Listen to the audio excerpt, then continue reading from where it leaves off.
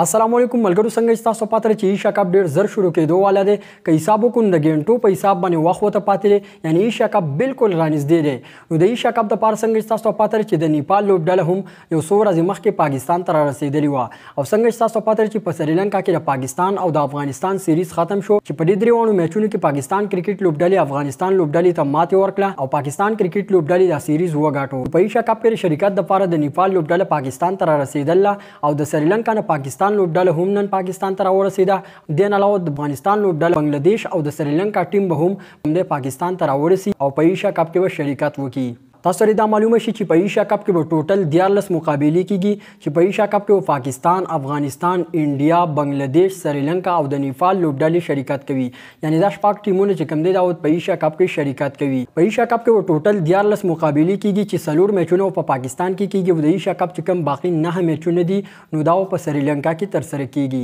تاسو لري دا معلومه شي چې د ایشیا کپ اولنې میچ پر پاکستان او د نیپال د لوبډلې ترمنځ په 13 اگست باندې په ملتان کرکټ سټیډیم کې تر سره کیږي دین علاوه د افغانستان د لوبډلې هم دوه میچونه په پاکستان کې دي چې یو میچ د بنگلاديش سره دی او یو میچ د سریلانکا سره دی نو تاسو خیال لرئ چې سکهال به ایشیا کپ څوک ګټي په کمنټ سیکشن کې راته ضروري وایي که زه سره خپل رائے خپل نظر شیر کوم نو زما په خیال له ایشیا کپ فائنل میچ په دې دریو لوبډلو کې یو ټیم ګټلی شي یا به د پاکستان لوبډله ګټي یا به د انډیا لوبډله ګټي یا به د افغانستان لوبډله ګټي نو تاسو په خیال د ایشیا کپ فائنل میچ په څوک ګټي دا راته په کمنټ سیکشن کې ضروري وایي د داسې نورو کرکټ معلوماتو لپاره زموږ سره اوسئ ملاویږو بل ویډیو کې د الله په امان